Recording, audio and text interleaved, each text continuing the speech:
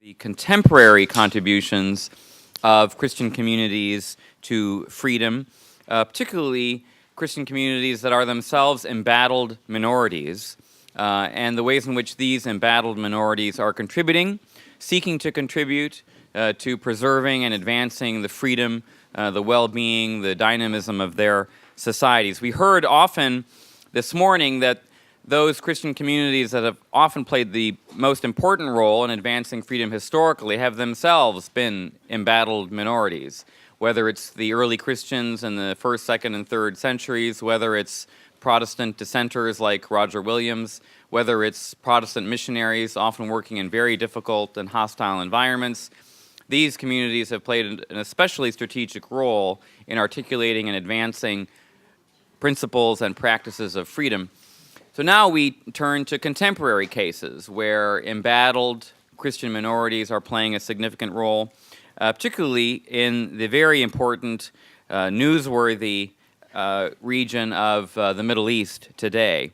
It's my privilege now to turn the discussion over to Alan Hertzke. Alan Hertzke is Presidential Professor of Political Science at the University of Oklahoma. He has written extensively on the relationship between religion and politics in America. He's written a great deal about religious advocacy in politics. And in particular, his recent work has focused on faith-motivated activism in foreign policy. He is the author, co-author, or co-editor of several books, including a landmark book called Freeing God's Children, The Unlikely Alliance for Global Human Rights, published in 2004. Also published Representing God in Washington in 1998. He has a brand new book, edited book, the most comprehensive collection that I'm aware of essays on every aspect of religious freedom globally. He was a fall 2009 visiting scholar at the Brookings Institution, and he has held visiting fellowships at the Pew Forum on Religion and Public Life and the Ethics and Public Policy Center. Last but not least, I'm delighted to say that he is the co-chair of the steering committee for the Christianity and Freedom Project and has been involved strategically in every aspect of the Christianity and Freedom Initiative. So I'm delighted to welcome Alan Hertzke. I wanted to say a few words about the contemporary component of our project. As Tim alluded to this morning, we are involved in a 2-year initiative to explore the historical and contemporary contributions of Christianity to various aspects of freedom. And the contemporary investigation has involved commissioning 10 to 12 scholars to focus on different regions and topics. What we're able to do this afternoon is to feature 3 of our commissioned scholars who will be commissioned scholars and steering committee members focused on the Middle East. But I want to highlight that we will have in-depth case studies on China, Pakistan, Indonesia, Nigeria, Vietnam, India, the Middle East, also some overview pieces on Pentecostalism, on demography, and so forth. So this is an attempt to really survey the global scene with respect to the contemporary role and status of Christian minorities. Those of you who may have noticed the early program for this panel will have noted that Robert Hefner was going to be part of this panel. And Robert Hefner, in fact, was just getting back from Indonesia, got a cut while he was in Indonesia, and was on a 36-hour flight, and it got infected. He is recovering. He is fine. If there is a Purple Heart for field research, I think we need to start recording that, because he certainly has suffered for his work. But he's going to be co-authoring our chapter on Indonesia. But we are delighted that Kurt Wuthmiller has been able to fill in. Kurt is actually one of the commissioned scholars on the historical section, is going to provide a nice segue between the historical work this morning and our contemporary look this afternoon. So I'm going to introduce each of our speakers in turn, and then we'll have them speak for about 20 minutes, and then we'll have some time for general conversation. Kurt is an adjunct fellow at the Hudson Institute's Center for Religious Freedom, where he researches on the status of religious minorities in the Middle East. He's also joining as an adjunct professor at Catholic University, teaching courses on early Islamic history. He was an associate professor at Azusa Pacific, assistant professor at Geneva College, and he has a very fine book on the history of Coptic Christianity, I believe in the 13th century. That was not noted here, but will be noted when we post the final biographies and the statements. All of our three panelists have written statements. We will be posting those in some appropriate form later on, so that I know you will be very interested to see those. But given the nature of the panel, Yvonne was in the Middle East. Miraz just got in last night late from London, and Kurt was our fill-in quickly. So we're delighted they're here, and we will be posting their statements. So I'll turn it over to Kurt for his statement. Great, thank you. It is a real pleasure to be here this afternoon and to be among such fine colleagues and fellow scholars. And Alan, I do appreciate the book plug. I can now enjoy seeing my Amazon book ranking go from 7,300,000 to 7,299,000. So. What's the title of the book? It's Coptic Identity and Ayyubid Politics in Egypt. Yeah, sort of a halfway between Islamic history and Coptic history of the period. Yeah. Well, let me start off with something that may sound entirely unrelated, but in fact it's quite integral to what we have to talk about today.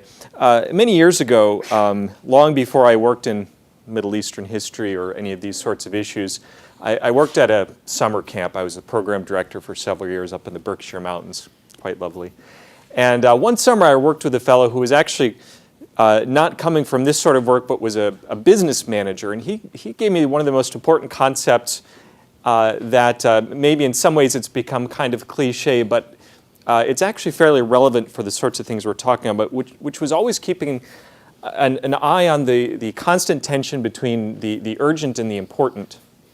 This constant tension between the need to identify and manage the crises of the present, those things that have to be dealt with immediately, but at the same time to be always thinking of the big picture of the ways we need to think strategically and act cooperatively to really affect serious change in all sorts of areas of life.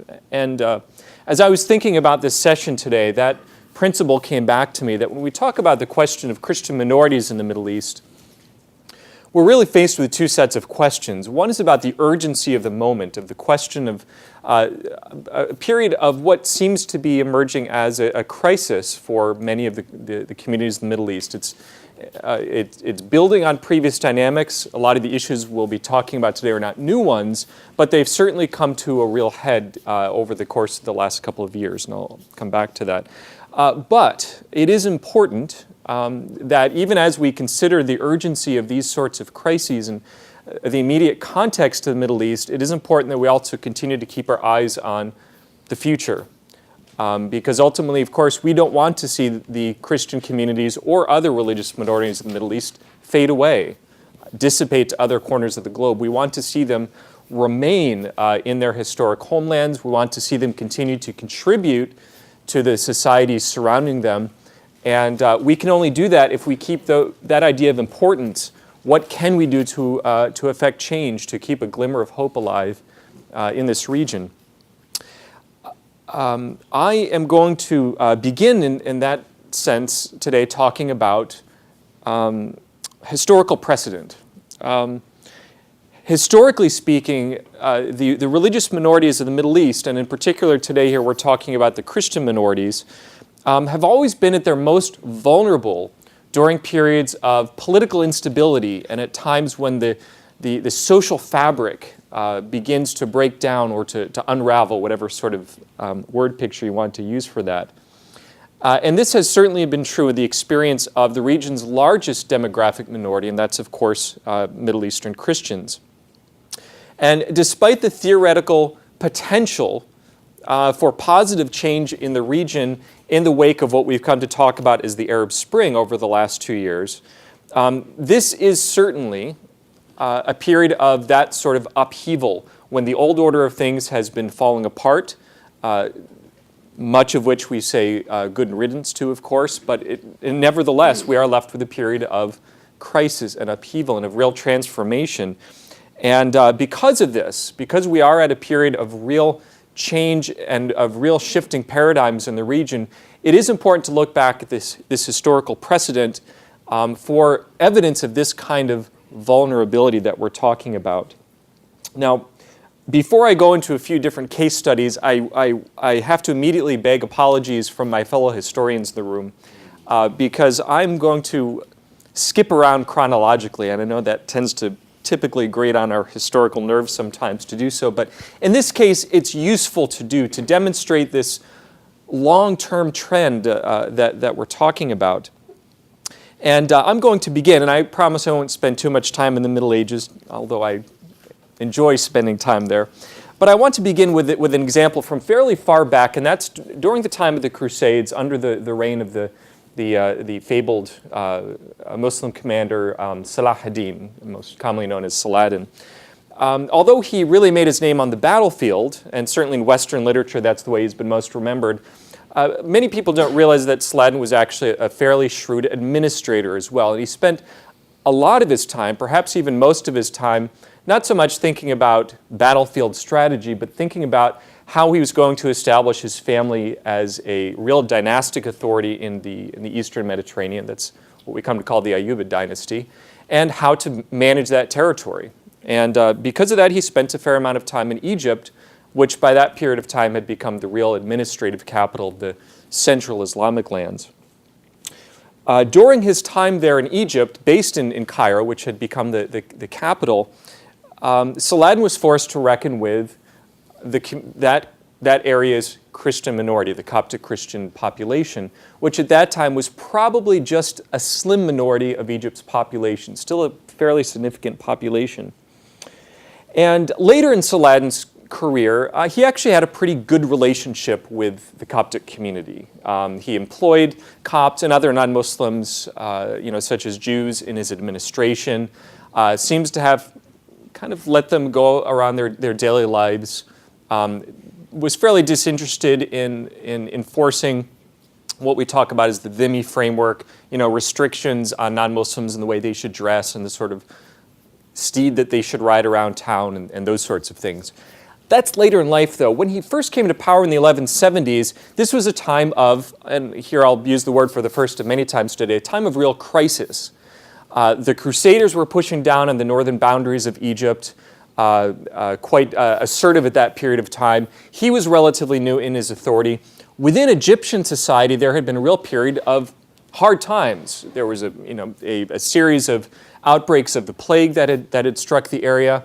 At the same time, there had been some real infighting between different Muslim leaders, military leaders in Egypt that had been fighting each other, and some real societal chaos as well that at one point had even ended up in the burning of a large part of the old quarters of Cairo, what we actually refer to these days more often as Coptic Cairo. So it was a real mess at that time in the 1170s, and despite his later leniency toward non-Muslim communities, one of the first things he did when he came into power in the 1170s was to actually enact some fairly restrictive policies, taking seriously that role as enforcer of this traditional framework where non-Muslims should be treated as second-class citizens. They need to stand out in society so they can be set apart.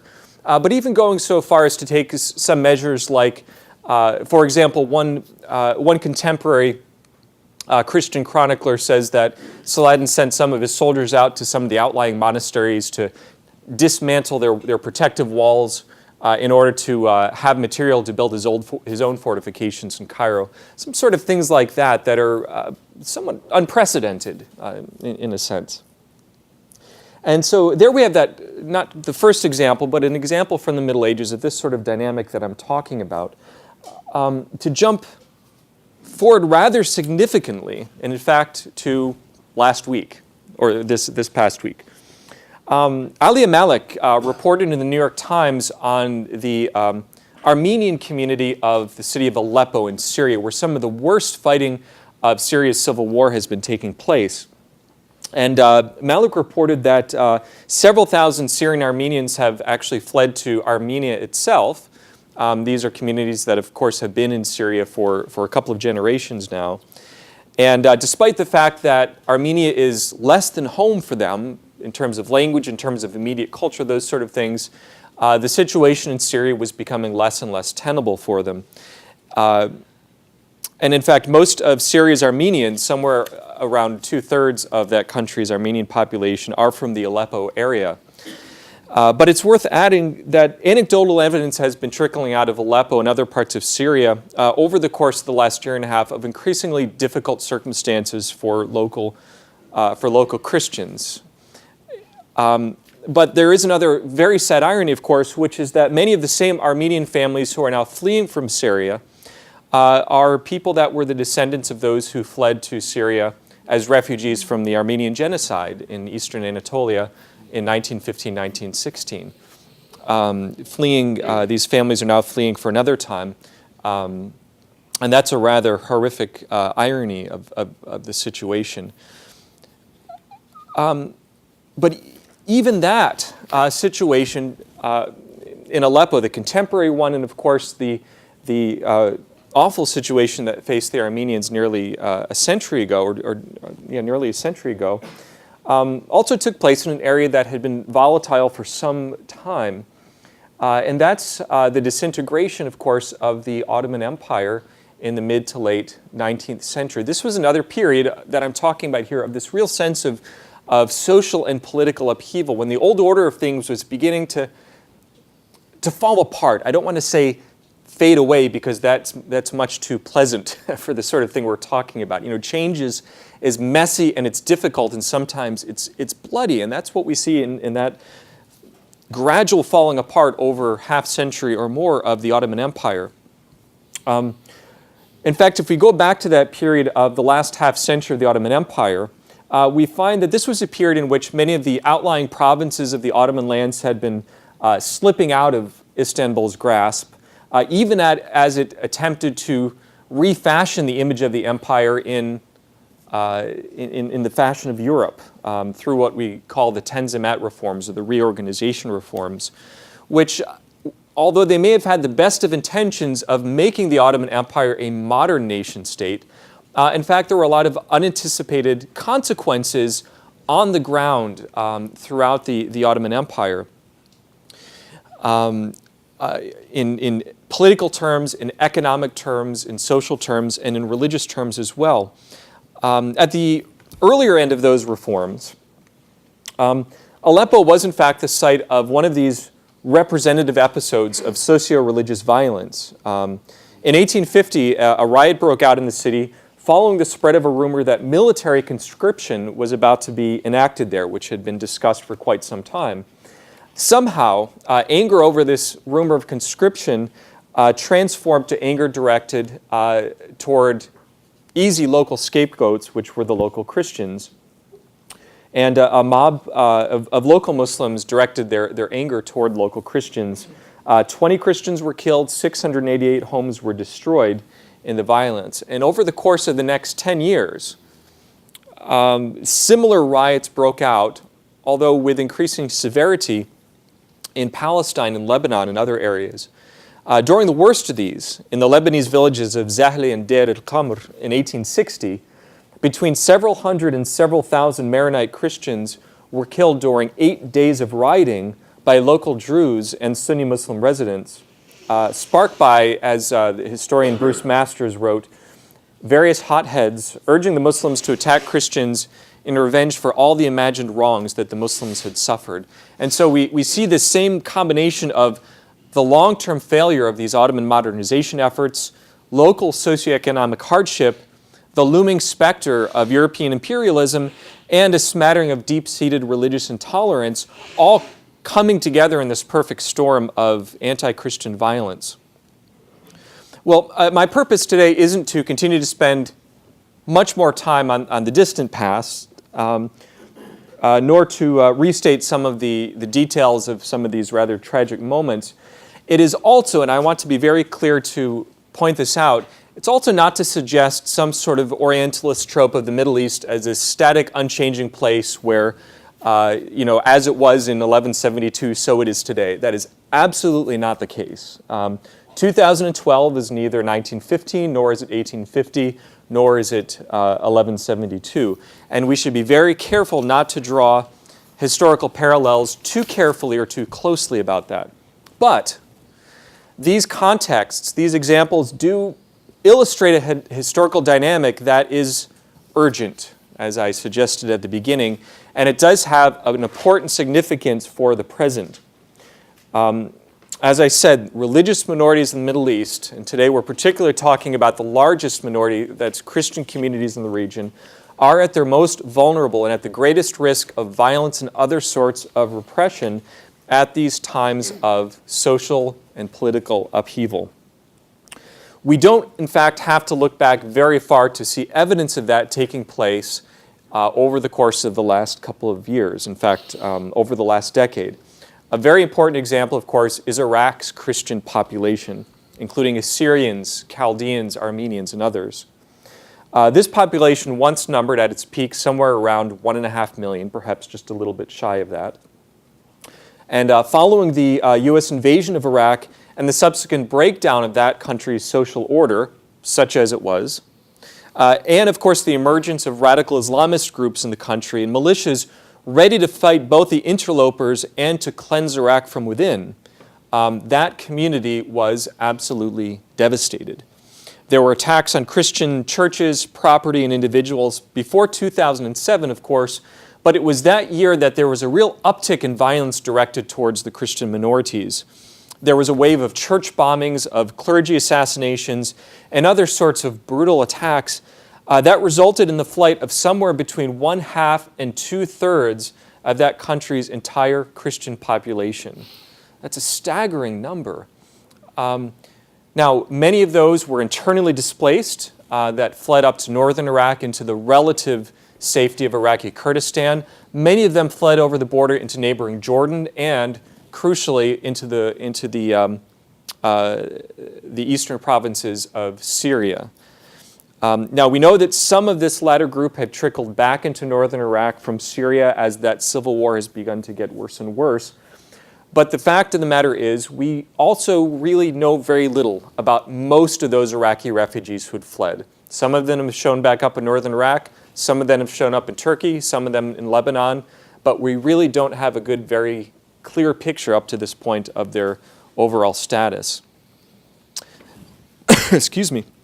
In Egypt, meanwhile, the immediate aftermath of the 25th of January revolution in 2011 is another important example of this.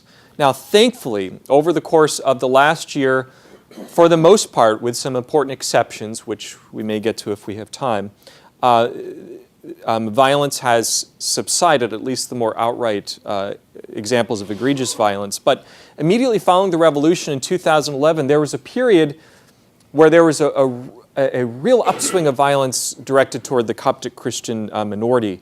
As a result of the disappearance of police from the streets, the chaos of the broader security apparatus into the country, and we also must face that part of it too was the emergence onto the public scene of some of the more radical fringes of Islamist groups, which of course are a whole spectrum in and of themselves. All of this led to a dramatic increase in, again, attacks on Christian churches, monasteries, businesses, individuals. This was evident in the Mbaba riots of May of last year, the church burnings in the villages of Sol and Merinab, and of course the shocking and chaotic violence perpetrated by the military itself in the area of Maspero in Cairo last October. It's important to note that the revolution did not create the violence. Discrimination against Egyptian Christians, and sometimes worse, has of course been a long and systemic problem for Egyptian state and society for a long time. And we shouldn't forget that the devastating New Year's Eve church bombing of 2011 took place before the revolution happened, and therefore on Hosni Mubarak's watch. But the chaos and instability of that period following the revolution enabled this combination of societal prejudice and of chaos and in the case of some of the more radical elements, ideological bigotry to run rampant. And even though that violence has thankfully declined over this last year, as a tenuous measure of stability has settled on the country, up until recently, that is, we are certainly fooling ourselves if we think that stability is anything more than ephemeral. That's the urgent crisis at hand, but I do want to close with a few thoughts about what I referred to at the beginning of important. Stemming chaos, of course, is important, and finding some means of protection for non-Muslim minorities, such as Christian minorities in the Middle East, is an important element of the things that we're talking about today. But it's not a long-term solution.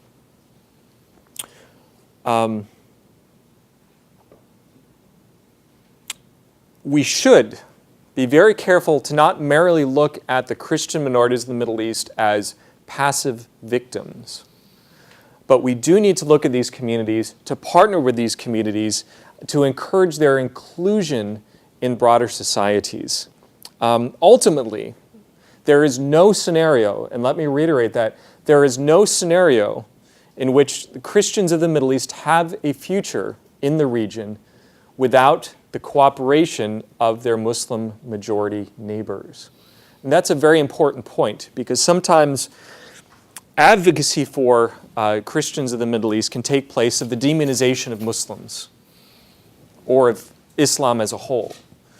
And it's incredibly counterproductive. No matter how we look at it, the fact of the matter is that Christian minorities in the Middle East are in fact that. They are demographic minorities. In the best case scenarios, if we take the case of Egypt, because it has the largest minority, millions, of course, of Coptic Christians, statistics are always controversial, of course, but let's say roughly 10 million of a country of 80 million, let's say 8 to 10 million people, roughly. We're talking about a very big population here. They are still a vast minority. And it's important that we make all efforts to not treat this as merely an issue of Christian minorities in the Middle East. It's also an issue of broader civil rights. Civil rights that are important benefit, not just for the minorities, but also for the majorities as well, who have suffered for generations, of course, under the thumb of authoritarianism, of corruption, and all the sorts of things that led, of course, to this period of instability. And so we do need to look for strategies as we're looking to the importance of the future in finding ways to identify organizations, individuals, and they are out there, both from within the Christian minorities and from within the Muslim majorities, that seek the sort of civil rights that champion individual freedoms, freedoms of conscience, of press, of religion, that champion the rule of law, and that look to establish societies based on citizenship, not on confessional politics. Things like the rather unfortunate constitutional draft right now in Egypt is setting forth a place in which communities are still singled out for their religious affiliations. We also need to put a great deal of effort into things that can transform Middle Eastern societies from within, that encourage ideas such as citizenship, such as those that go into villages, that do work at a community and grassroots level, that work with regular people, not just on Twitter, not just on Facebook, although those can be important tools as well, but that find the tools to speak at people's regular language to encourage these ideas, even as we work at the broader diplomatic and policy level as well. I'm going to leave it at that. I have the strong suspicion that I'm about to run out of time. But I do hope that I've at least offered some ideas to think about here in terms of both the historical precedent and in terms of the ways that we can take the lessons of the past and be prepared for the crisis of the present, but at the same time strategically think of ways that we can move forward for the future to protect these communities that we cherish. Thank you. Thank you so much. Well, Kurt has nicely teed up our next presentation. We are so happy to have Mariz Tadros with us, who, as I mentioned, arrived last night from the UK. She is one of the keenest observers in the world of the situation in Egypt right now and of the Coptic community. She is a fellow with the UK-based Institute for Development Studies at the University of Sussex, specializing in democratization, Islamist politics, gender, sectarianism, human security, and religion and development in the Middle East and North Africa. Prior to joining the University of Sussex Institute, Dr. Tadros was a professor at American University in Cairo and a journalist for a number of years with the English language Al Aram newspaper. She obtained her doctorate from Oxford in 2004. She's the author of two books. One is The Muslim Brotherhood in Contemporary Egypt, Democracy Redefined or Confirmed, and a new book that will be coming out this spring, Copts at the Crossroads, The Challenge of Building an Inclusive Democracy in Egypt. What a timely work. Coming out with Oxford in the spring of 2013. So obviously we are delighted to have Mariz Tadros with us today. Mariz. Thank you. I'm extremely honored to be here. Thank you very much for inviting me. Some of this research is still in the making, but I just want to start with the fact that the Egyptian revolution itself, what started on the 25th of January 2011, involved the active participation of many Copts, not in their religious identity as Copts, as Christians, but in their identity as Egyptians. When we did several interviews over and over again, it was almost the same narrative. We were there as Egyptians. And it was something that they were very proud of as Egyptians. And in that sense, that moment of turmoil, that moment of turbulence was one that actually had proven to be one of the highest moments of national unity in Egypt, one that we had not witnessed except in 1919 when the Egyptians all got together to try and push out British colonialism. So in that sense, there were very, very strong parallels to the fact that these moments of pushing out a common enemy did prove to be a point of joint mobilization that overcame divisions of class, overcame divisions of religion, and overcame even divisions of gender. You know, the whole stories of women not being harassed in Tahrir Square despite being sandwiched between millions of men is actually true. I mean, I was there, and I've never experienced this in Egypt, where you're actually physically between hundreds of men. Nobody even touches a single hair. So that moment of euphoria and the 18 days of mobilization prior to Mubarak, where there was a great deal of national unity, was not a romanticized version of history. There was that sense of we have a common fate, that we have to rid ourselves of a common dictator. So the question, and I think that at that point there was this issue of maybe we will build a new Egypt, an Egypt where the sectarian strife that we had seen under Mubarak will gradually be something of the past as people adopt a new policy, a new way of thinking and build a new country. My argument is that there is a direct correlation between the rise of Islamist political forces and the increasing sectarianism in Egypt. And I think I need to make a small qualifier here is that it is very fashionable in academia and in the press now not to talk about Islamist movements in derogatory terms in case people get dubbed as Islamophobes. And I refuse to self-censor myself or self-censor the work that is coming out from the field quantitatively and qualitatively under the banner of no, we should not be Islamophobic. Because at the end of the day, we are not criticizing Islam, we are criticizing movements who claim to represent Islam, despite the fact that regular, normal, average Egyptian citizens, Muslims, are now starting to say, hold on here, what gives you the right to say that you represent Islam? So the point that I'm trying to make is Islamist movements in power should be evaluated, assessed on the credit, on the merits of their own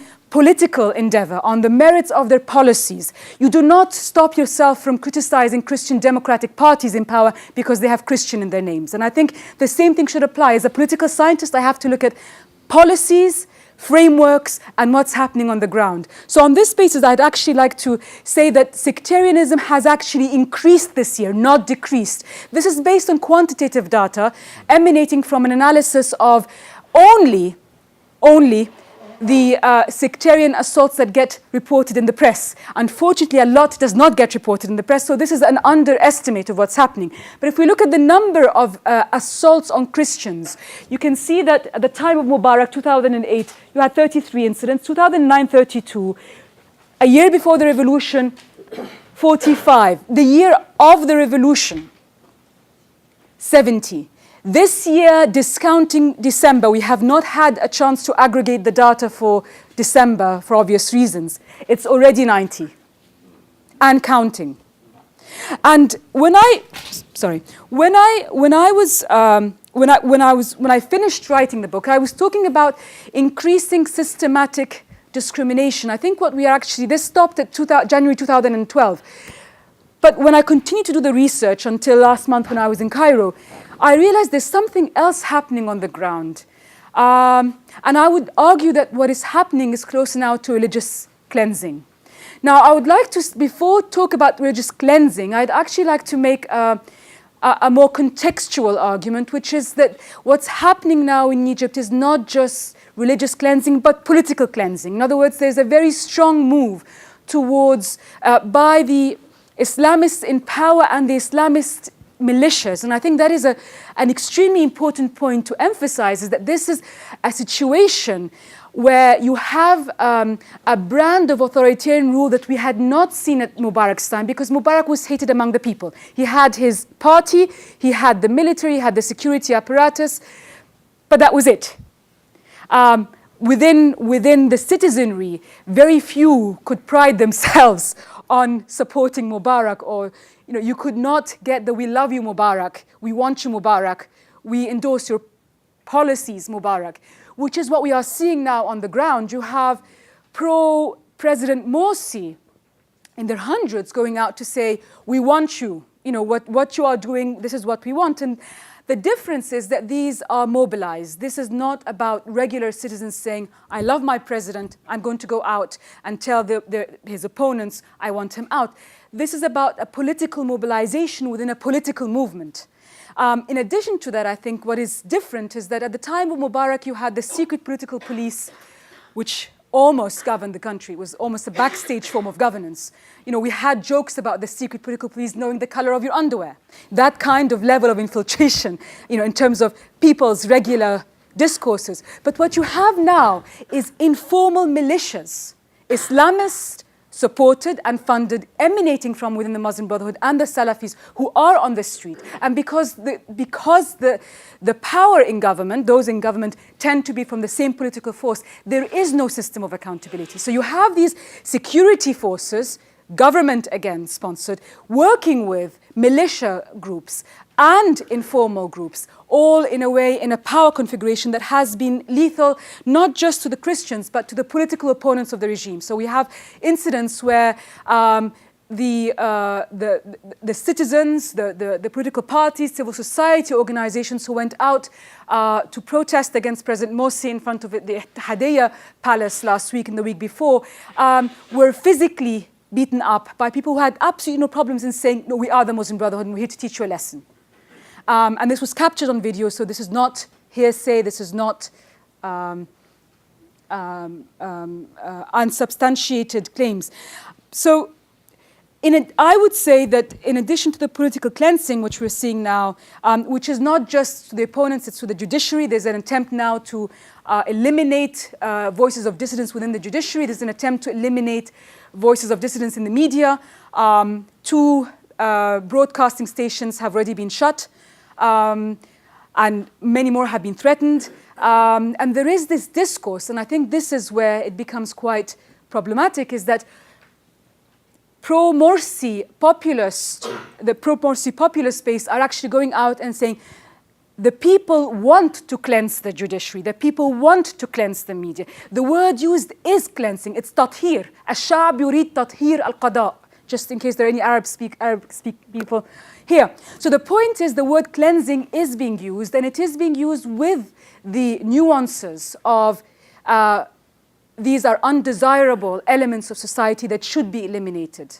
The same is being, we've noticed when we did focus groups almost immediately after the revolution, March 2011, when we went to villages and we did some focus groups, is, when we talked to some of the youth who had not participated in the revolution, said, well, what is your assessment of what is happening now? And in some cases, it was very disconcerting that some said, well, our first priority now is to get rid of the Christians because God will only bless us if we cleanse this village of the Christians. Now, I'm not saying this is generalizable. We did not do these focus groups across the entire country. There was no quantitative survey undertaken across the country. But it was telling because immediately afterwards, or shortly afterwards, within 2011 and 2012, we saw what I would say is a relatively new phenomena, which is the expulsion of Christians from local urban districts, from villages. And I would say it's new because although we've had sectarian violence of an enormous proportion during Mubarak's time, the idea of expelling people out of the village en masse on the basis of their religion was not common practice. So we had these incidents of expulsion which have actually increased. So you had a number of reported cases in 2011, they've increased in 2012. And I think this issue of expelling the Christians amongst us made me turn to the idea, is this a form of cleansing that has gone beyond the discourse, that has actually taken a practical side? The other reason why I believe that there is a process of cleansing is the discourse which is used by members of the Muslim Brotherhood now to deal with the political instability in which they find themselves. And again, this is a situation of extreme political volatility.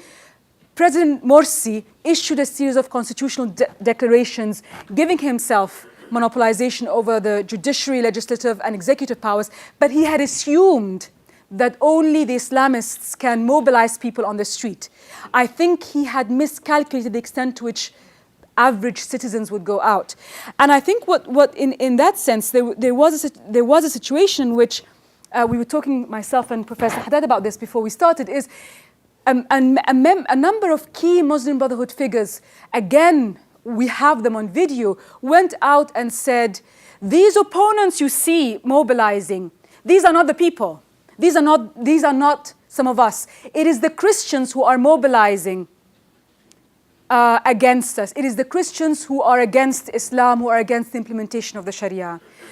And I think this is where, again, this issue of incitement against a particular group is another evidence of a policy of cleansing happening. Now, again, we have more evidence, but just for the purpose of addressing the other two questions that Professor Hertzke asked me to address, and to reiterate what you said, Kurtz, is there is also resistance. I think the resistance comes from two levels. There's resistance on the part of the opposition, what we call now the non-Islamist opposition in Egypt, who have actually spoken against forms of religious intolerance, very openly, Muslims, very openly exposing and critiquing and asking for an end to this, and as well as a mobilization within the Christian Coptic community. And I think this is something which is quite significant because what the Egyptian revolution created was this idea of people, I mean, the literal translation of the wording is taking to the streets. This idea of this is the era of taking to the streets. And I think what you saw is the strengthening and emergence of a number of Coptic protest movements that have actually worked in strong alliance and in strong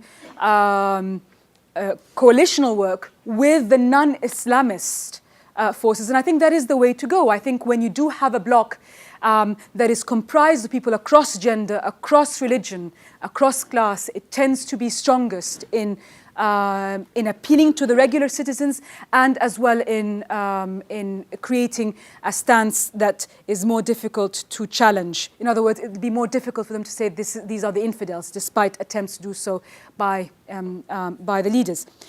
I think there's also another kind of resistance which is quite interesting because it was quite unexpected. The Coptic Orthodox Church, which is central to the understanding the political scene in Egypt, was during the time of Mubarak quite I would say it was in an entente with the regime, that the regime gives the Pope his political standing, his prestige, and in return, the Pope does not assume anything but a conciliatory stance towards the regime, irrespective of the escalation of sectarian violence. The Pope dies, a new Pope comes to power, and he finds that there is a proportion of the Coptic citizenry which are very active. And are contesting the powers that be in no uncertain terms. Now, the Constitutional Assembly, the body responsible for putting together Egypt's constitution, was in a rather, can I put it diplomatically, difficult stance because it had 70% of its membership of the Islamist constituency. People were saying constitutions are supposed to be built on the basis of consensus, not the basis of majoritarian politics. So there was this issue of show us that you can engage in consensus politics. One of the very strong indicators for them was the involvement of the Coptic Orthodox Church, the idea that, and the Protestant Church and the Catholic Church, the idea that the churches are involved in writing the constitution and that the churches will give the seal of approval to the constitution was extremely important for them to say, you know, we may be the majority, but we have consensus here. Now, 2 weeks ago, all three churches, Catholic, Protestant, Orthodox, in alliance, pull out. And this proved to be a major blow to the regime because A, it was a unified front, all churches together. B, because they could not substitute. If you have the heads of the churches saying, on behalf of all the Christians in this country, we do not give this constitution our approval, then you have a question mark regarding to what extent did you engage in consensus politics. And I think this is when, of course, it also was very important because from that point on, many other political forces started to pull out. They were the first, then others started to pull out, creating this kind of domino effect, which led to the idea that this current constitution does not represent all Egyptians. It represents only the Islamist bloc in Egypt and their supporters. Now, the very last question, how much time do I have? 5 more minutes. The last question was, what is it about the agential factors within the Christian minority that helps give resilience? And I think something new emerged in the last year, which is this kind of division of labor, where because of the emergence of Coptic protest movements, even if the Pope wanted to assume a more conciliatory stance towards the regime, he could not, because they would openly contest him, and he knows that the citizens would, or the Christian followers would start to assume a negative stance. Now, unlike many other churches, in the Coptic Orthodox Church, the lay Christians have the right to elect the Pope. They have not the full right, not the full citizenship, which is a problem, but a proportion of them have the right to choose their leader. And there was a very strong amount of mobilization to try and push back the old guard, who would be siding with the bloc, and to try and bring somebody in who would not be associated with that. And I think they won, and I think that really helped, in the sense, put a balance of power. Now, what if the Coptic movements are repressed and they are facing tremendous physical violence at the moment? This will undermine the ability of the Coptic Orthodox Church to say to the regime, well, we're very sorry, we'd like to back you up, but our people are not supporting this. Because then they will be in a position that will be, in effect, squeezed. They'll have to, their bargaining power, I would say, will be severely undermined. So where does this leave us?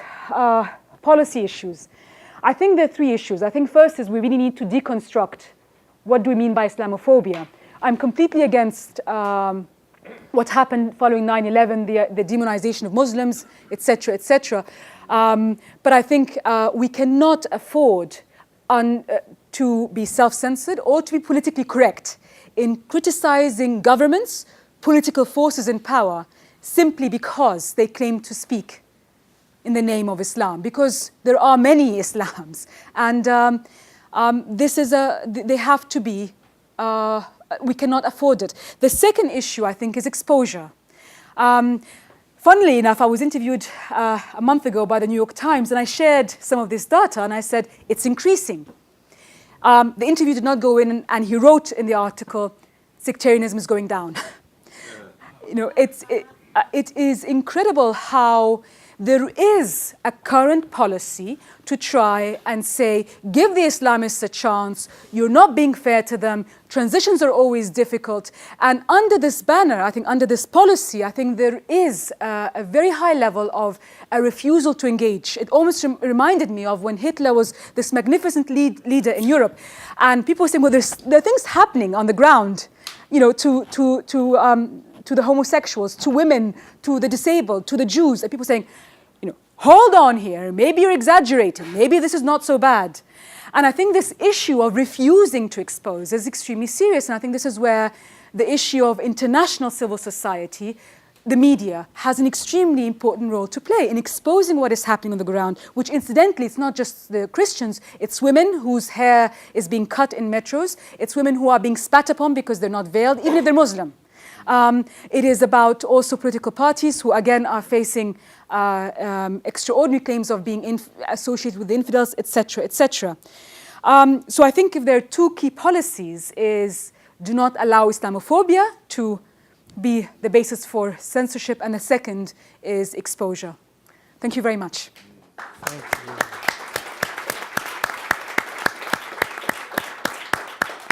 Well, thank you for Mariz, for that breathtaking and dramatic presentation. Finally, we are just delighted to have Ivan Haddad, who is a professor here at Georgetown in History of Islam and Christian-Muslim Relations, the Center for Muslim-Christian Understanding here at Georgetown, also a steering committee member of the Christianity and Freedom Project.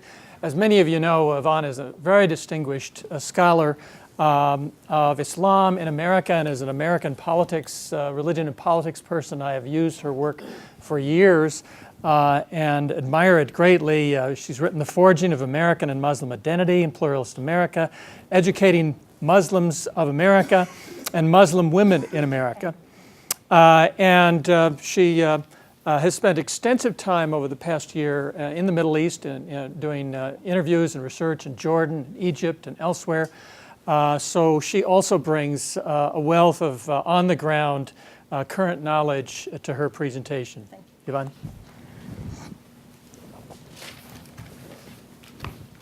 Okay. It's always a curse to speak last, so I'm going to have to skip some of the stuff I was going to say because it has already been discussed. And I'm going to bring a little more balance about how Muslims see what Christians are doing and how they react to it. The Arab Spring has definitely focused the attention on Middle Eastern Christians. And am I supposed to do this? Yeah, click on the arrows. Arrows. Sorry, no, I think this presentation has to be removed because No, it's not. that's not mine. It's okay. Yes.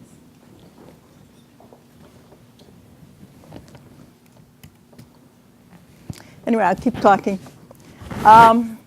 There is absolutely no question that the situation at the moment of Christians in the Middle East is very dire.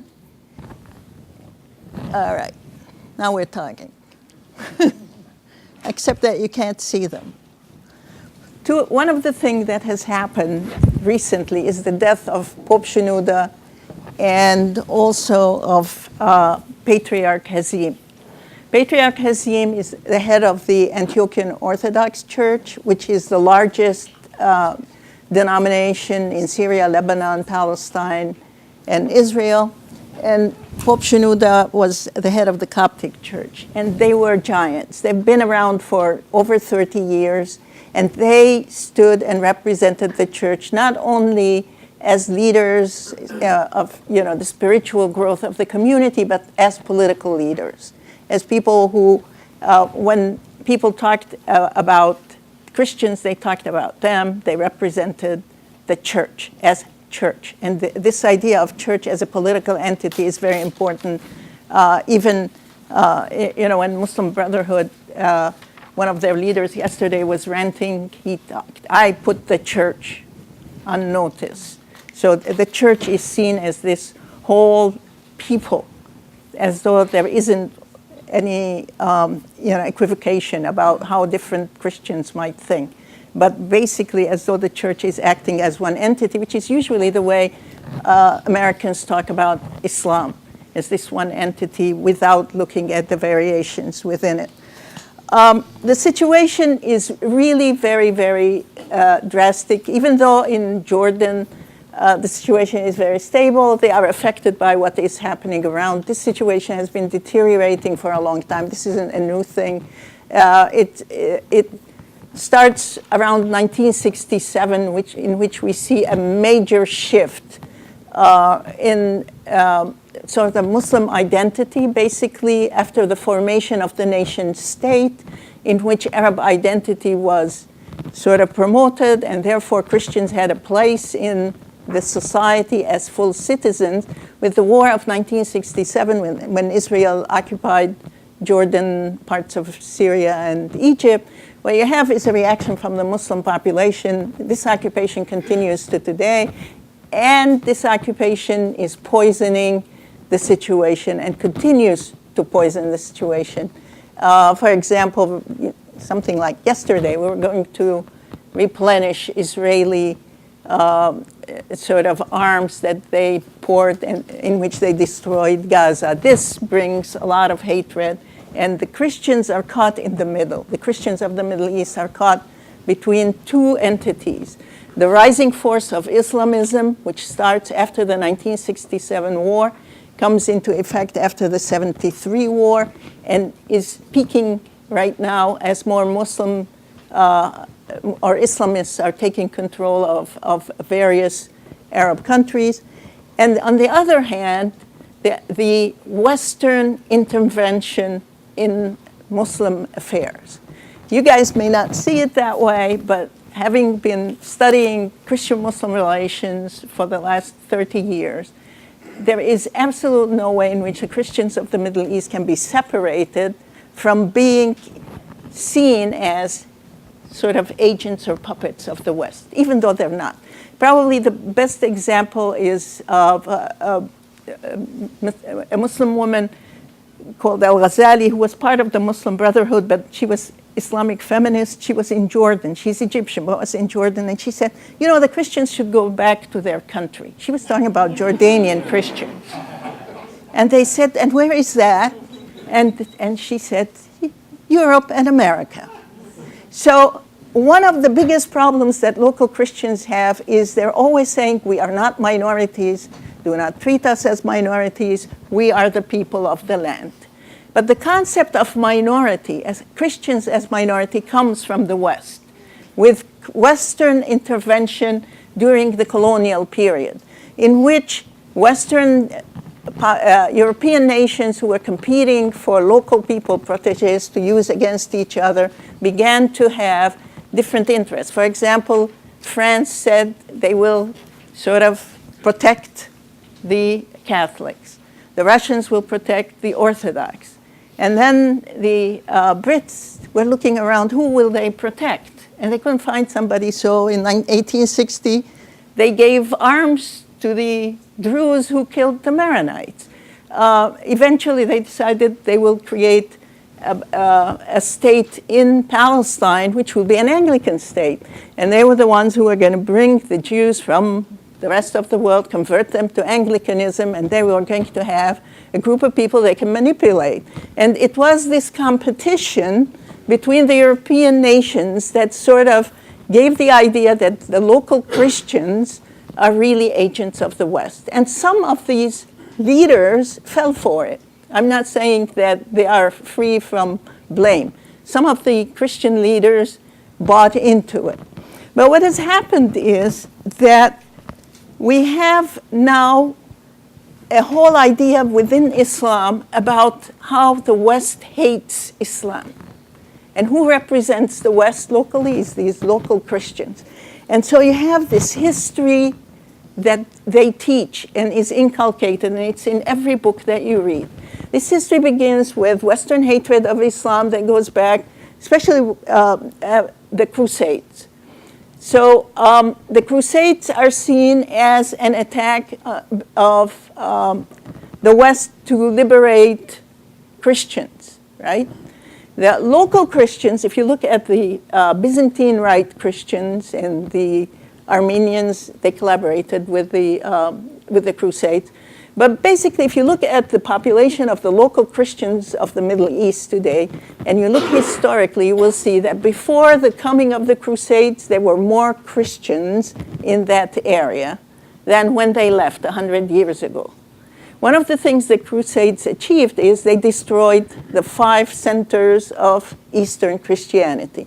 They destroyed Constantinople, Antioch, Edessa, Alexandria, and Jerusalem. In fact, they killed a lot of Christians in Jerusalem and also in Antioch. And the reason is they were the wrong kind of Christians, because they did not follow papal authority. And that idea is they came to liberate. The question is liberate from what? And this gives the idea of freedom a very contentious nature.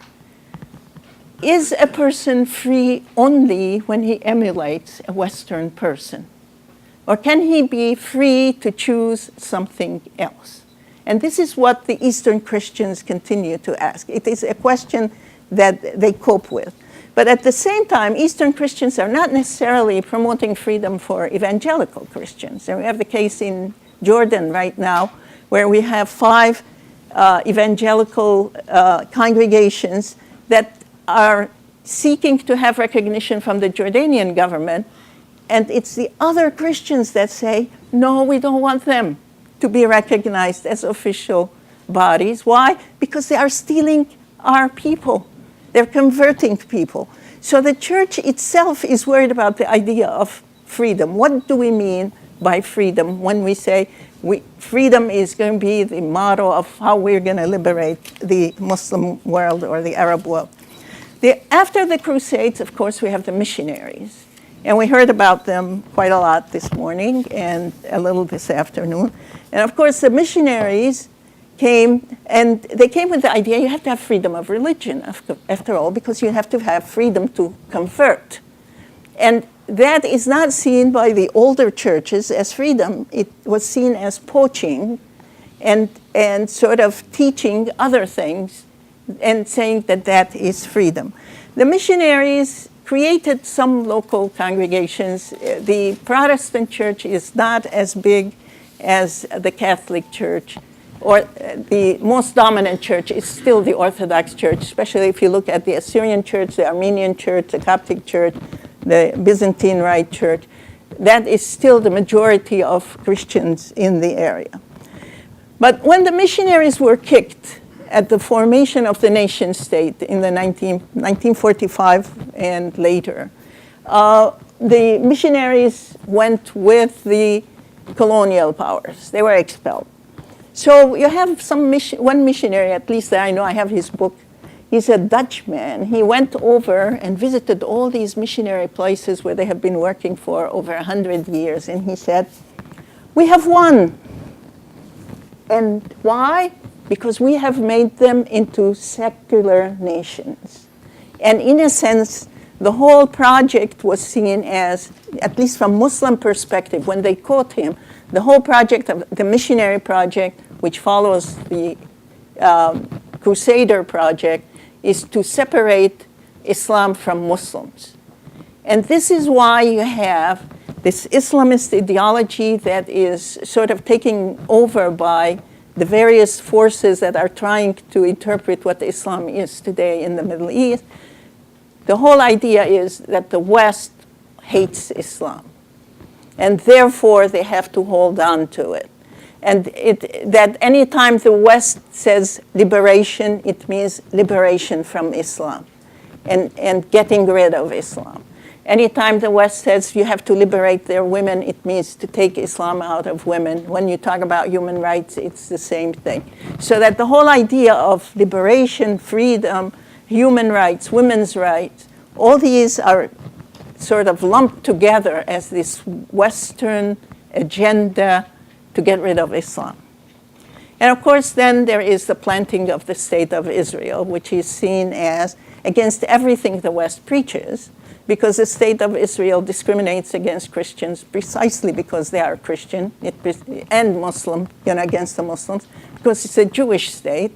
And by law, there are something like 66 laws in the State of Israel that discriminate against Christians because they are Christian and against Muslims because they are Muslim. And so Israel is seen as the epitome of Western hypocrisy, because they claim it's freedom and liberation and democracy, but when it comes to Israel and what it does for the local people, what it does in the area, they look away because it is not Muslim. And so all of it is based on this Western hatred of Islam. And finally, the one that they really got held up into and have idealized is this concept of cultural invasion. And that is that the West is now determined to impose its culture and civilization on the Middle East, or actually on all the Muslim world. And of course, Huntington didn't help much because he claimed that there are two civilizations competing, and therefore now Muslims feel that they have to preserve this civilization. And therefore, Islamism becomes the guard behind which they are going to hide.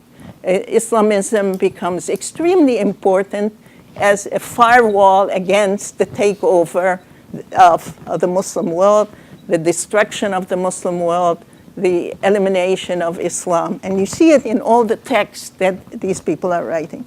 What is happening at the moment in the Middle East is we have Muslims debating among themselves about what true Islam is.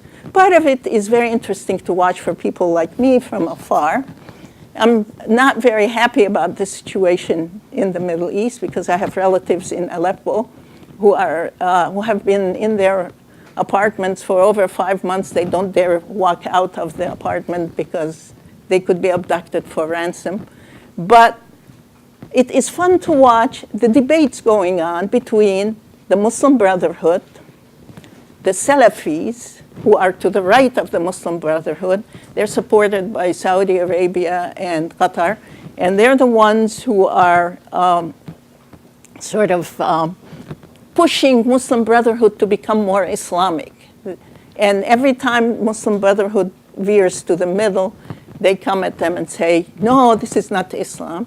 Then left of them is the Azhar and some of the traditional Islamic organizations that were official government run. These are people who read the texts and analyze them.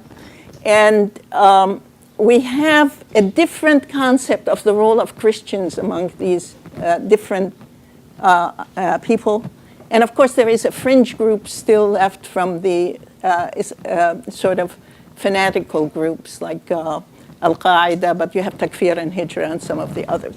But you have to look at what the Salafis are doing to the Muslim Brotherhood. Every time the Muslim Brotherhood tries to sort of become middle of the road, the Salafis come in and say, this is not Islam. It is absolutely fascinating for me watching from afar to see what Saudi Arabia is funding at the moment, the kind of Islam they want, which is very anti-Christian, straightforward, says so.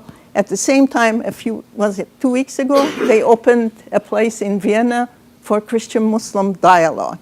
So you have different forces, different people talking from both sides of their mouth. They actually put in charge some Christian people as board members of that center.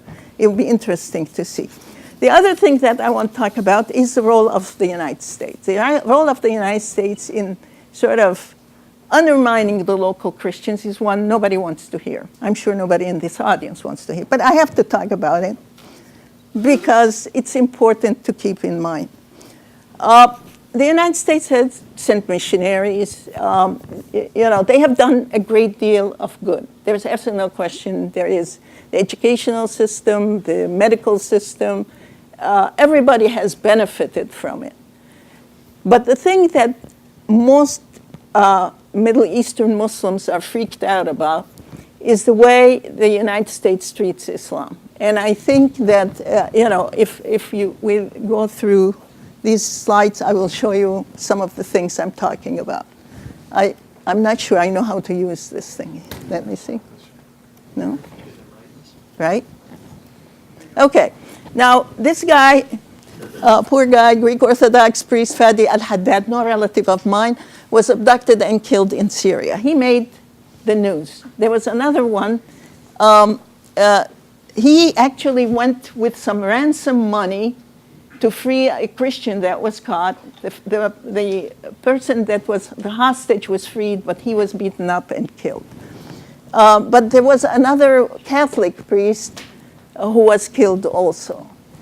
This is the church in Homs. It was the first church that was bombed. But since then, we've had many churches in Syria that have been bombed. But every time you talk about a church being bombed, the Muslims will tell you, we have mosques that are being bombed. Every time you talk about Christians who have been killed, they tell you there are Muslims who are being killed. And there are more of them. And the question is, why do you worry about only the Christians and not worry about the Muslims? Are they less than human? Do you regard them as less? So that is something that we have to keep in mind. This is another mosque that is damaged by the Assad forces. This is the Catholic Church in Iraq that was demolished. This is the Orthodox Church, also in Iraq. Okay, now, I don't know if you can see these, but this is the modern crusade. Most of you have forgotten what Bush said, right? Most of you don't remember. It is in almost every text I read. Bush declared the Crusades are back here again. They remember because they choose to remember just as we choose to hear what we want to hear. We filter out what we don't like. This is Reverend Franklin Graham. He went in with the American army into Iraq. And a lot of people believe that his mission is what sparked the anti-Christian sort of reaction in Iraq, because he was going to convert Muslims, and he was, a lot of people think he has done a lot of harm. Now, I don't know if there are any people who support him here. I am sorry, I apologize, but I'm reporting to you what I read, okay? And she is evil incarnate. They talk about her. They do. She's in their books and articles. And of course, there is the mosque at the, what is it? Is it Ground Zero? It's 2 blocks away from Ground Zero. Yeah, that's all that debate. Right, right. Okay. And then there is this thing, which is how Christians see themselves. This is about Bethlehem, and this is the Christians of Palestine. They, there is no room in the inn for them. They're surrounded by a wall. One of the things that happened after the 67 invasion is that the Christians of the Middle East were separated from the holy places. And the holy places were very important to them. Now, I know I've been raised as a Protestant. I don't have necessarily that much attachment to holy places because I was raised to think that our heavenly Jerusalem is up there. But for a lot of Christians of the Middle East, holy Jerusalem is down on there. Every Christmas and every Easter, the Christians of Iraq, Syria, Lebanon, Jordan would get into trucks and buses and go to Bethlehem or Jerusalem to celebrate Christmas and Easter. They have not been, and the people from Egypt, they have not been able to go and celebrate since 1967. They have been separated from their holy places. And for a lot of evangelicals, there is no understanding of this. But then, having mentioned the evangelicals, I have to talk about the embassy, the Christian embassy in Jerusalem. He wants me to shut up. One more minute. One more minute. Christian embassy in Jerusalem has done a lot of harm for Christians of the Middle East, because Muslims believe that every Christian believes, shares their faith, that they actually have come out and said it is better for the Middle Eastern Christians to convert to Judaism, because they are wrong Christians after all, because they don't share their ideas of what Christianity is. I'll stop and take your questions. Thank you. Thank you, Yvonne, who raised some profound issues of public policy, of perception, of the unfortunate role of some American civil society leaders. Let me just address one question to our panelists, and then we'll open it up. I want to ask each of you to comment briefly on this issue of if the Christian population is marginalized, it shrinks further and becomes extremely marginalized or vanishes in some cases, what will be lost to these societies? So I'll just pose that to each of you. Can I answer? Yes, go ahead.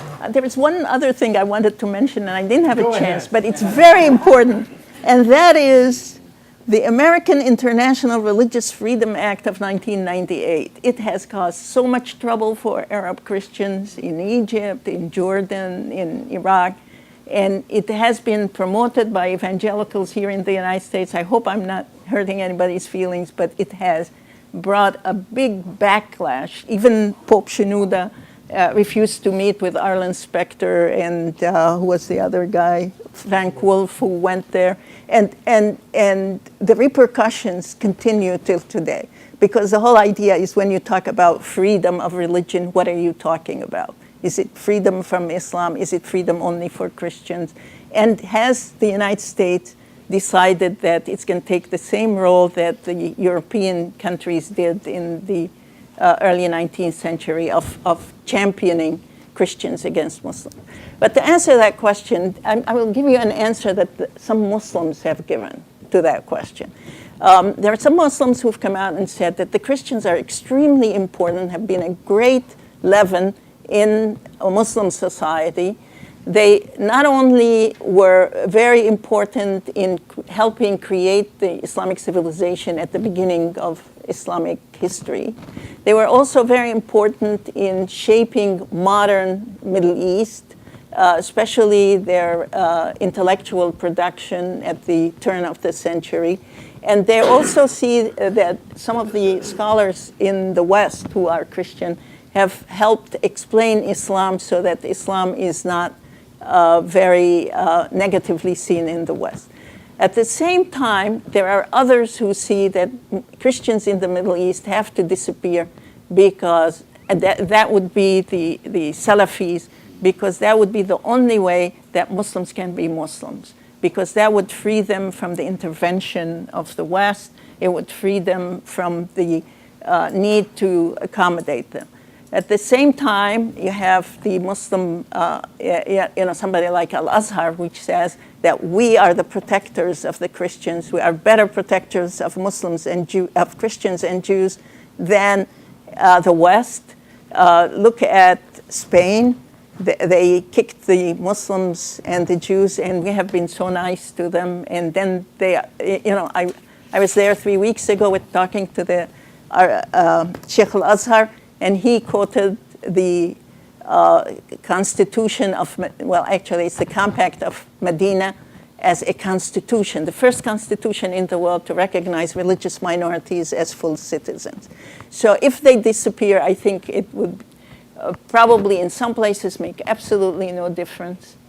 In other places, it would make a major difference. But, Yeah, I'd agree. I mean, one of the important principles we need to keep in mind is that the experience of Middle Eastern Christians is very different from place to place.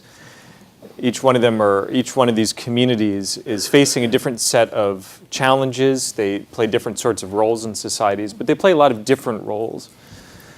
And if you look at a place like, Saudi Arabia, well, it doesn't particularly have a large indigenous Christian population. Of course, really none to speak of, at least obviously not openly. In Egypt, you have at least 8 million of them. In other places, obviously in Lebanon, perhaps 40% of the population. In Syria, 10% of the population. So there's, different sorts of proportions and also very different socio-political situations in each one of them too. And so we need to think about that question of the roles they play in very much on a place-by-place basis. Having said that, the region would lose a tremendous amount by losing the presence of these different communities. I mean, if we go back to the earliest days of Islamic tradition, and I'm glad you mentioned this, Islamic tradition has always assumed the presence of Christians and other non-Muslims in their midst. It's always been presumed to be part of what makes Islamic society Islamic society. I mean, it's literally built into Islamic doctrine and jurisprudence. It's in there. And I'm also glad that you said earlier that one of the important things about talking about Islamism in the contemporary period is we're not talking about Islam, we're talking about Islamism. It's a particular interpretation, which is, these different organizations, the spectrum of them, they do claim we are the Islam. We do represent what Islam really is supposed to be, and we shouldn't assume that to necessarily be the case. I mean, Salafi organizations, or the spectrum of Salafi ideology, particularly those that say we want to get rid of anybody who's not a good believer in our midst. It's a complete innovation, and I use that word very intentionally because it's a dirty word for those communities. It's an innovation in Islamic tradition to say that because Islamic tradition has almost universally since the beginning assumed that non-Muslims would always be part of the project, would always be part of the community. How that's been dealt with, there's been a spectrum of that. I don't want to point to some sort of pre-modern utopia where everything was great. That's never been the case. That's not the way humanity functions. But there's always been an assumption that it's something to be dealt with. These people are going to be surrounding us, part of the community. We're going to do business with them. We're going to own property with them. We're going to do this and that, and we'll work other stuff out. And it is going to be a real tragic loss. And I don't mean that in a predictive sense because I hope that is not the case, that these communities continue to peel away from the communities. They do need to remain. Maris? I think it's a question that depends on from whose perspective, because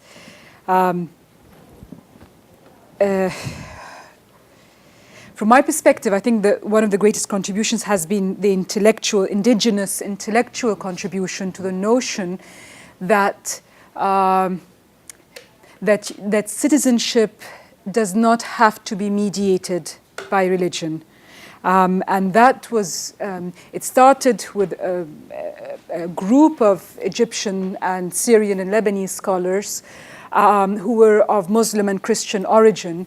And I think that was our own, if you like, indigenous version of secularism, where it's not division of state and church in the Western sense, but it is the notion that there is something that brings us all in common, our identity that goes beyond being mediated.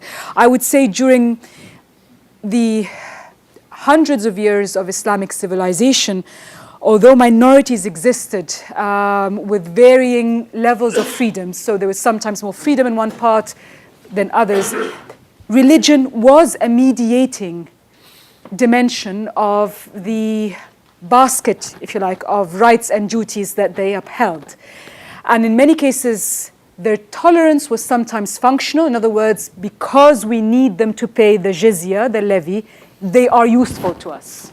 Because we need them to perform certain functions, certain forms, they are useful to us. So it was never a situation of the recognition of Christians and Jews as equals. And I think what happened at the turn of the 19th century was this revolutionary sense of a group of Muslims and Christians coming together and saying citizenship will not be mediated via your religious identity, it will be mediated by another factor. And that, by default, meant a great deal of rights for women. By default, I'm not talking about practically. Practically it took a long time for it to be seen on the ground. But philosophically, politically, it meant, again, that women's roles would not be mediated by the gender roles and status as prescribed by particular traditions and jurisprudence.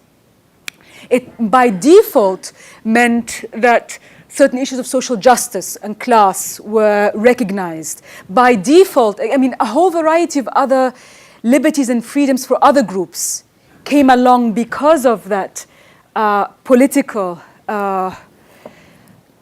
groundbreaking work into forming a new indigenous form of citizenship, not borrowing from Western political thought, but developing your own political thought. And I'll stop there. Thank you. Fantastic. Well, we'll take some questions now from the audience. We have the mics. Yes, David. Thank you very much. It's just to record you on the. Oh, I see. That's right. Yes. Thanks so much for those very interesting presentations. One of our objectives in this project is to spell out the contributions specifically, both historically and contemporarily, to freedom. And that question was prompted by what you all said. Your last comment seemed to me to drive in the direction of suggesting that, at least historically, some Christians have contributed to the idea of some form of public reason, however one wants to describe it, that is to say, some sense in which citizenship does not depend on religious identification. That right? My question to you is that continuing in Egypt today or elsewhere? Are there Christian leaders who are speaking out, continuing that tradition, speaking out in favor of constitutionalization, for a more universal view of citizenship as distinguished from religious identity? So that's, and I guess in a way, Mr. Wertmüller, I'd be interested in your response to that as well. To Yvonne, who seemed to me to pose a rather different view of freedom, and as I understood it, Yvonne, it was a notion that not so much individual rights and freedom of conscience and all that, but rather more the idea that we can live our tradition as we see it, unmolested, and that's a corporate understanding. If that's true, is that I take it's a distinct notion of freedom, and I'd like to hear whether there are some tensions between that view of freedom and the other view of freedom. And then secondly, are there leaders in the Egyptian communities or elsewhere who are propounding that point of view and defending it? And is there some kind of intra-Christian as well as extra-Christian discussion of those matters? Go ahead. Yeah. I mean, the intellectual contribution, I think, was stronger in the beginning of the 20th century than now. I think if we look at the Egyptian scene now, the contribution is more in terms of daily politics and daily activism. I just recall that when I was doing the interviews with Muslim and Christian youth leaders after the revolution, they spoke about the extremely important role that the Protestant church in Tahrir Square played, the Church of Qasr Dubara. Spatially, it's just right behind Tahrir Square, and it got converted into a makeshift hospital, basically. I mean, all the bunks and everything became places to place the dead, to place the injured. And this role did not stop at the end of the Egyptian revolution. I think even until 3 weeks ago, the church was still being used for the same purpose. So I think in that sense, there's a very practical idea of, but I think also in terms of the strength of the anti-Islamist movement. And could I just clarify something? That, again, they did not become anti-Islamist because they had taken a predetermined stance against having an Islamist state. I think what happened was many of the youth revolutionary forces, when they had to choose between a candidate that they saw coming from the old regime and Morsi, they actively mobilized people to vote for the Islamist leader. What happened afterwards was that with the monopolization of power by this leader, with the fact that he was beginning to engage in majoritarian politics rather than inclusive politics, they turned against him. When they turned against him, I think the contribution of the Christians to the strength of the protest movement was significantly enhanced. It's not something that they would have liked to articulate strongly because it would obviously expose them to attacks. You have the infidels with you. But I think another level which is extremely important in terms of the contribution is to expose ways in which, though the Islamists have always accused the Christians of being aligned with the West, and this has been, again, very problematic because it has never been consistently the case. I think with every forces it's always changed depending on the power configurations. They have been keen to expose the behind-the-scenes discussions and negotiations between the Obama administration and the Muslim Brotherhood. So when Hillary Clinton visited Egypt, the first people to go and protest against her coming were the Coptic protest movement. And they had these huge banners saying, "We don't want American intervention, we don't want you here, we don't like you." I think it was so forceful that she actually had to respond to them despite the fact that she was trying to ignore them. So I think now it's become more of a political activist role.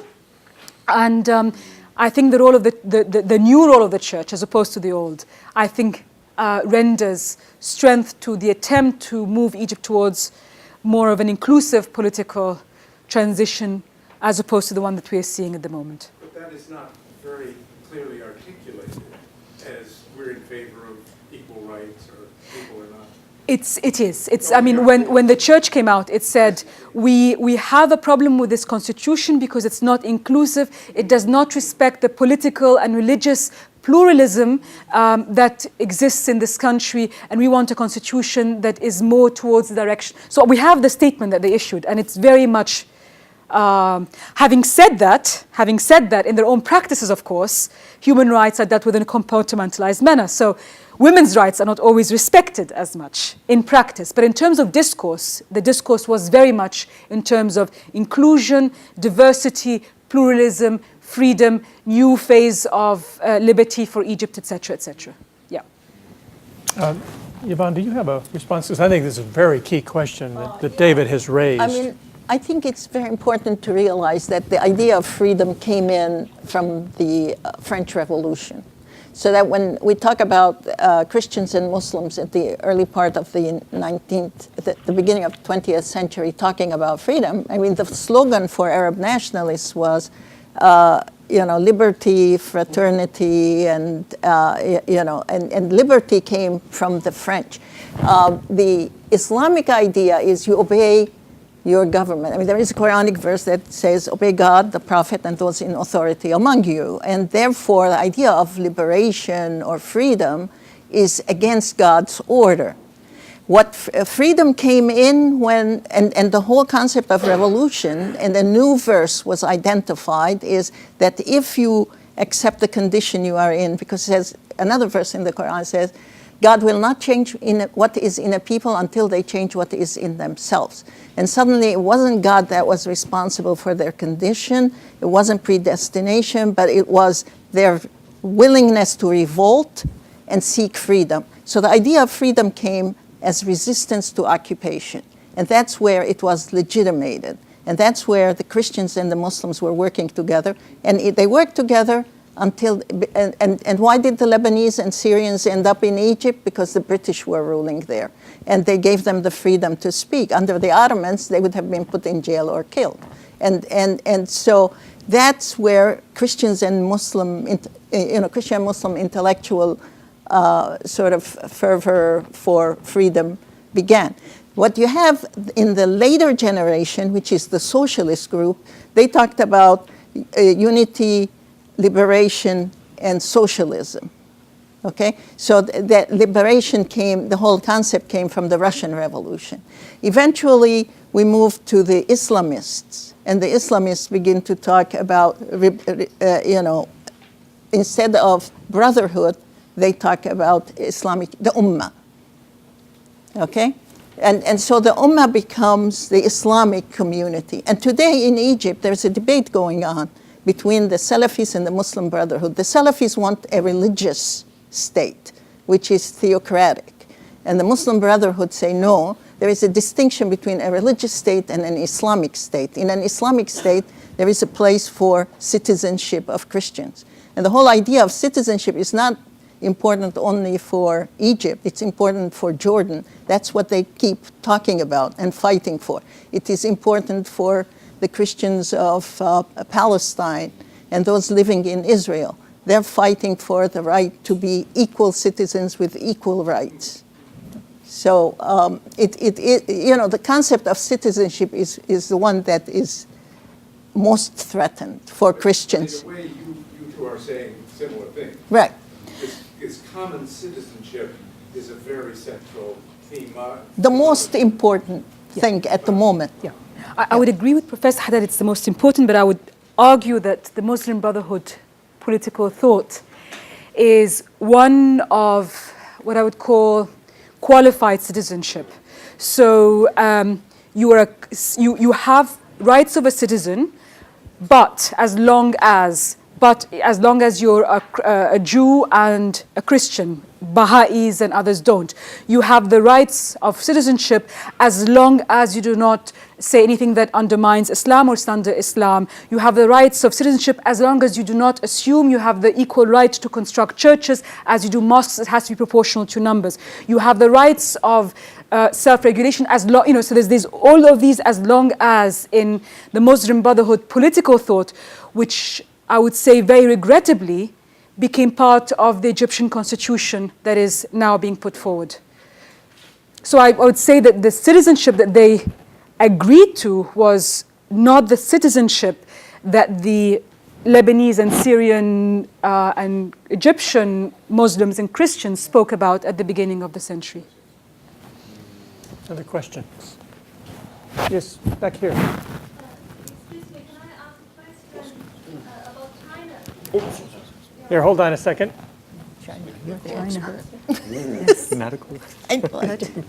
I want to ask a question about China because I know very little about Middle East, and I'm from China and University of Shanghai. I'm doing research of United States international religious freedom policy, and during my 2-month stay in DC, I interviewed different scholars, and I find that different scholars have different opinions on the religious situation in China.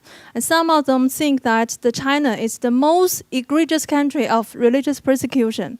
But for others, and especially those who are familiar with China, who often visited China, and they have a good knowledge of China, and they told me that China may not have so much religious persecution, and that's just control, restriction.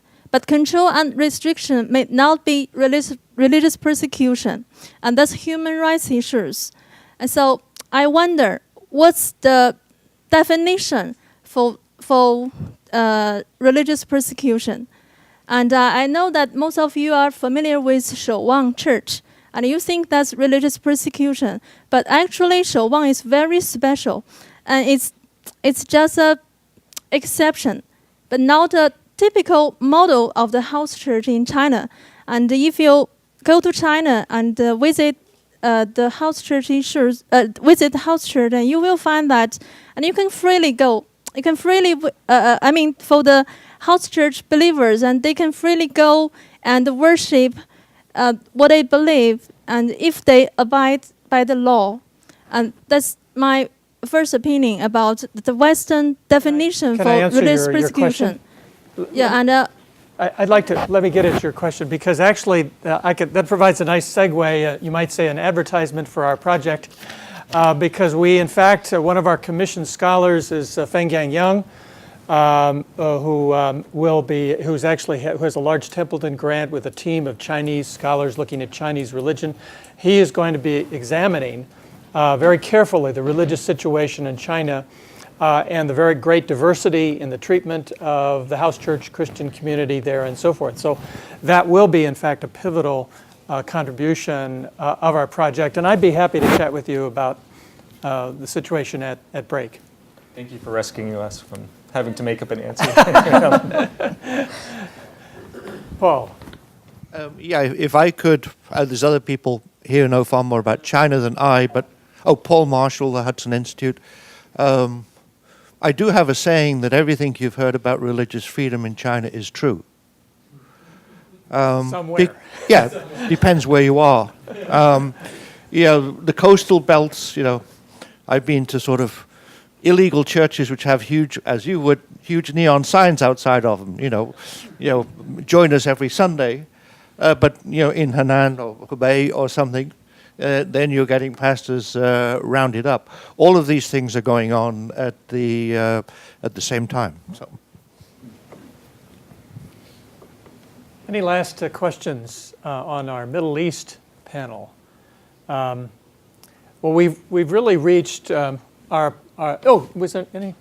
We've really, yes, go ahead. Yes. Hi, I'm Andrew Herod. I'm an independent writer and researcher. I just curious, speaking of these 66 laws in Israel discriminatory towards Muslims and Christians, could you delve into that more and elaborate on various provisions? I don't have them, but there are several organizations that have them, and I could, if you send me an email, I will give you their. One of the things is that Christians, for example, don't have the same rights as Jews to live wherever they want. Israel can, at any time, destroy their homes, and they don't have equal access to education. They have all these laws about they work and they don't get retirement pay. I haven't gone into them. I've just seen that repeated, that there is a difference between a citizen and an Israeli national in Israel. And only Jews get the privileges, and those who are not Jews don't get the privileges that a citizen, I don't know which one is more beneficial. But if you're Jewish, you get extra benefits. If you're not Jewish, you don't get the same benefits from the state. And I'll say, yeah. Personal experience in Israel. What's in place really is what was in place before Israel. That is, if there are Christian churches, they're fine and they can exist. But I was there maybe 15 years ago, and I went to the dedication of a Hebrew-speaking Catholic community in Beersheba.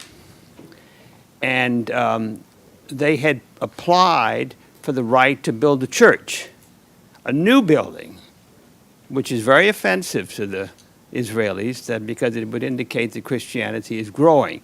They got a response, no. They said, well, can we build a nice, large, comfortable house and put a little bay on one end of it? No. So they built simply a large house. And I went to the dedication, and it was a totally Hebrew-speaking community. The sermon was in Hebrew, the liturgy was in Hebrew, there were free prayers in Hebrew.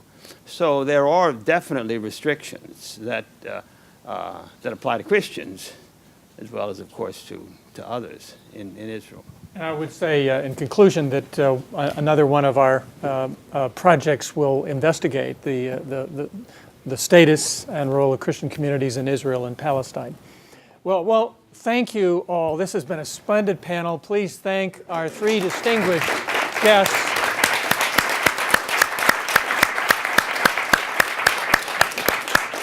Fantastic. I could just wrap it up here. Thank you very much for coming.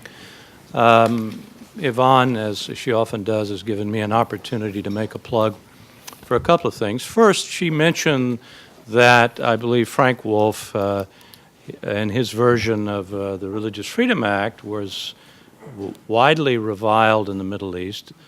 Not him personally, but his understanding of what the United States was doing.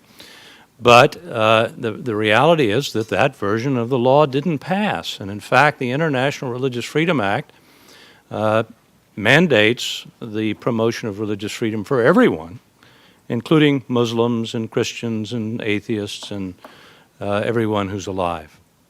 The second point I would make is that the Religious Freedom Project takes the view that religious freedom is not just the right to worship, or the right not to be persecuted, or the right to go to your house church, but in fact the right to participate in civil society and in political society.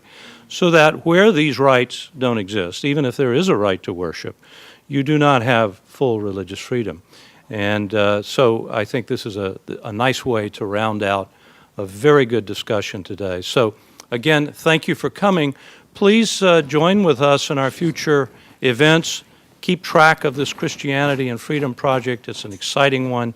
We're going to meet again about a year from today in Rome to have an international conference to showcase the research that is going to be produced by these scholars and the others on our team. So again, thank you for coming.